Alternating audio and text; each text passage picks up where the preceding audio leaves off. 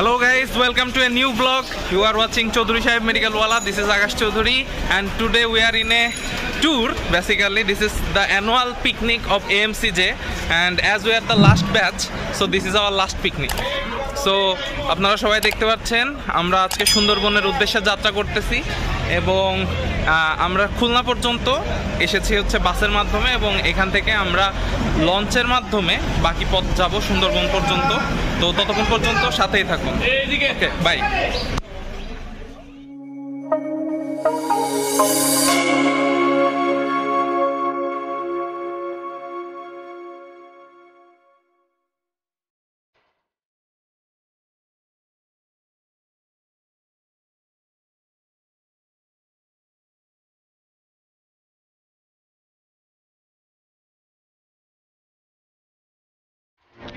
আমরা কিন্তু এখানে দেখতে পাচ্ছি আমাদের লঞ্চ এবং এই লঞ্চে কিন্তু ওকে সো আমরা এখানে দেখতে পাচ্ছি যে এটাই হচ্ছে আমাদের লঞ্চ এবং আমাদের লঞ্চের গায়ে কিন্তু আমাদের সুন্দরবন ভ্রমণ আর্মি মেডিকেল কলেজ যশোর লেখা আছে। এটা কাকড়া ট্যুরস অ্যান্ড ট্রাভেলস এর লঞ্চ, এটা সাতক্ষীরা ওনার হয়তো। সো সবাই কিন্তু এই লঞ্চে এক এক করে উঠে যাচ্ছে এবং লঞ্চের ভিতরে উঠে দেখা হবে।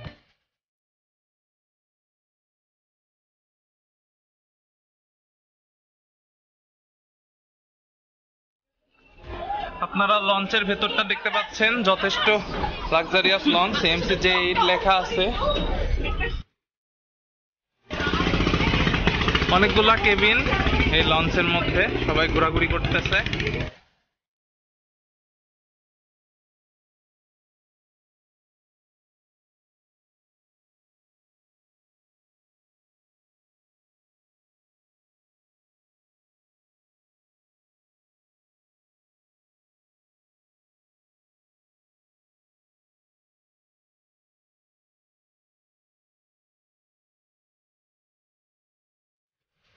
ইতিমধ্যে আমাদের লঞ্চ খুলনা থেকে মংলার উদ্দেশ্যে ছেড়ে দিয়েছে। দেখতে পাচ্ছেন পেছনে অসাধারণ ভিউ। সো যেতে যেতে পথে আরো দৃশ্য দেখা হবে, ততক্ষণ পাশেই থাকবেন।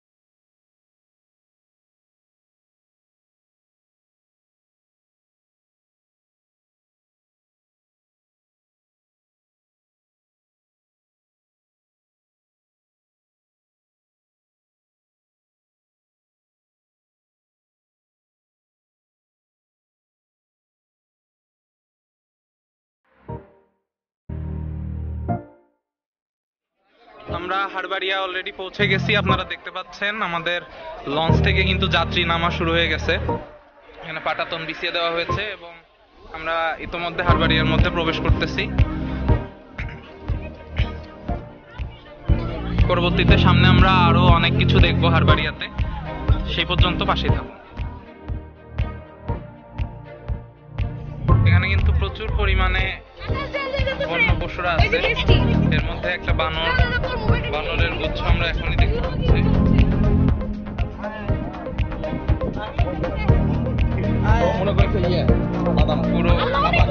পুরো বানরের চলে আসছে, পুরো বানরের দল সবাই চলে আসছে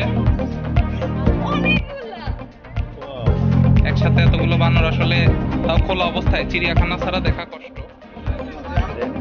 আমরা হারবাড়িয়ার ঝুলন্ত ব্রিজে প্রবেশ করছি, ভিজিটিং স্পটগুলোর মধ্যে। আপনারা দেখতে পাচ্ছেন লম্বা লাইন দিয়ে আমাদের পিছনে মানুষজন আসতেছে এবং আমাদের সামনেও অলরেডি অনেক মানুষ। এবং এটা হচ্ছে ঝুলন্ত ব্রিজ।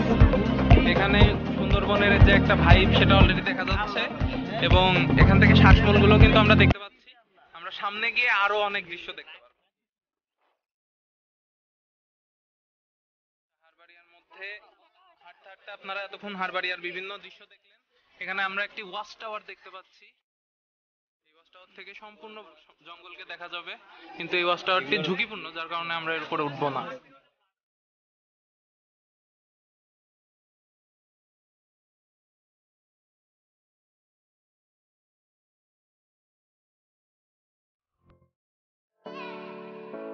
দীর্ঘ 20 মিনিট ধরে আমরা এই বনের মধ্যে এইভাবে হাঁটতেছি, দেখতে পাচ্ছেন কাঠের পাটাতন করা, এবং তার মধ্যে দিয়ে আমরা এগিয়ে চলেছি আমাদের হারবাড়িয়া জঙ্গলের মধ্যে দিয়ে। আমরা এখানে কোনো ধরনের পশু পাখি দেখতে পাইনি, তবে প্রচুর পরিমাণে হরিণের পায়ের ছাপ এবং শ্বাসমূলগুলো দেখতে পেয়েছি। তো এর মধ্যে দিয়ে আমরা হারবাড়িয়া ভ্রমণ প্রায় শেষ করে ফেলছি। পাশেই থাকুন, সামনে আরো পরবর্তী অনেক দৃশ্য দেখা হবে।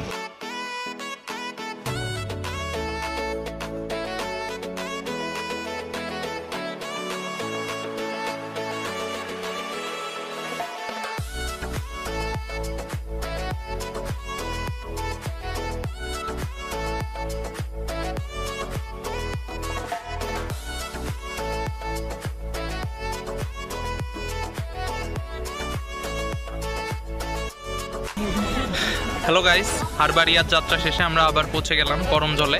বেশ দীর্ঘক্ষণ আমাদের যাত্রা করতে হলেও এবং আমরা আমাদের যে টাইম ছিল তার থেকে অলরেডি ঘন্টাখানিক পিছিয়ে আসছি।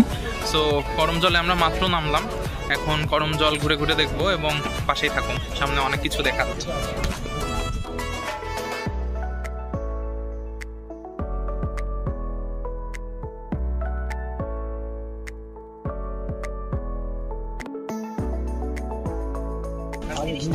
এখানে করমজলের না, সম্পূর্ণ সুন্দরবনের ম্যাপ, এবং এখানে দেখতে পাচ্ছি আমরা যে মা বাঘের পাশে পুরুষ বাচ্চার যে পাগমার্ক, অর্থাৎ তাদের যে পায়ের ছাপ সেগুলো, এবং কুমিরের ডিমও এখানে আছে। বিশাল ব্যাপার। সো আমরা এখন করমজলের ভিতরে ঢুকে যাচ্ছি, সামনে অনেক কিছু দেখবো। এখানে আমরা দেখতে পাচ্ছি হরিণ, এবং এগুলো অনেক বেশি ফ্রেন্ডলি। এরা ডাক দিলে আমাদের কাছে চলে আসে। এই যে আমার হাতের কাছে চলে এসেছে, কিন্তু এসে দেখলো যে আমার হাতে খাবার নেই, তাই ব্যর্থ হয়ে ফিরে যাচ্ছে। আপনারা দেখতে পাচ্ছেন হরিণকে কিন্তু খাবার দিলে ওরা খুব অ্যাগ্রেসিভলি খায়, ঠিক আছে? সবাই এখানে হরিণকে খাওয়াচ্ছে, আপনারা দেখতে পাচ্ছেন। রনি অনেক টাকার খাবার এনেছিল একবারে। এই সেই কুমিরের প্রজনন কেন্দ্র, যদিও এখানে খুব বেশি কুমির আমরা দেখতে পাচ্ছি না। এখানে 2টি মাত্র কুমির আমরা দেখতে পাচ্ছি এবং তারা বিশ্রামরত অবস্থায় আছে। এদের নড়াচড়া দেখতে গেলে এদেরকে খাবার দিতে হবে, খেলাধুলা করে এখন রিল্যাক্স। তবে এখন আমরা পরবর্তীতে আরো দেখতে পাবো। আমরা পাশে চলে আসলাম, এখানে অনেকগুলো খোপের মধ্যে কুমিরগুলা চাষ করা হয়। এখানে আমরা দেখার চেষ্টা করি, এই যে এখানে অনেকগুলা ছোট ছোট কুমির আমরা দেখতে পাচ্ছি। এখানে অনেকগুলা কুমির আমরা দেখতে পাচ্ছি। সবাই দুপুরে খাওয়া দাওয়ার পরে রোদ পোহাচ্ছে, ঠিক আছে? তো আমরা পাশে এরকম আপনারা দেখতে পাচ্ছেন অসংখ্য অসংখ্য প্রজনন কেন্দ্র এবং অসংখ্য কুমিরের বাচ্চা এখানে রাখা রয়েছে। এখানে আমরা শুধু কচ্ছপ দেখতে পাচ্ছি, আপনাদের যদি দেখাই এখানে কচ্ছপ, তারপরে মানে আমরা দেখলাম যে কুমিরের সাথে এখানে কচ্ছপও আছে। এবং এইখানে খুবই ইন্টারেস্টিং একটা জিনিস, দাঁড়াও আমি আগে ভিডিওটা ধরে নিই। হ্যাঁ, এখানে দেখছেন আপনারা অসংখ্য কুমিরের যে ছোট ছোট বাচ্চাগুলো আছে লাইন দিয়ে এখানে ওরা বসে আছে। আমরা পরের খাঁচায় যদি চলে যাই, পাশের খাঁচায় কি কিছু আছে? হ্যাঁ, এখানে একদম এক গাদা কুমির এক জায়গায় জড়ো হয়ে আছে। এই তো অস্তে ভিডিও, ওই রে কি ভিডিও বানাইছি রে। হে গাইস, অবশেষে করমজল ভ্রমণ শেষে আমরা রওনা দিতে চলেছি আবার আমাদের খুলনার উদ্দেশ্যে, তারপরে সেখান থেকে যশোরে। এখন আপনারা হয়তো সাইরেনের শব্দ শুনতে পাচ্ছেন অলরেডি। তো সব মিলিয়ে সারাদিন অনেক ভালো গেছে আমাদের। অন্যান্য বারের পিকনিকের তুলনায় এবারের পিকনিকটা বেশ ভালোই কাটলো। আপনারা কিন্তু অনেক কিছুই দেখতে পেরেছেন আমাদের আজকের সম্পূর্ণ ব্লগে। আমরা কিন্তু কুমিরকেও চেষ্টা করেছি আপনাদেরকে নাড়াচাড়া করে দেখানো, যেগুলো একদম স্টিলের মতোই থাকে সবসময়। সো আশা করব আপনাদের ব্লগটি ভালো লেগেছে।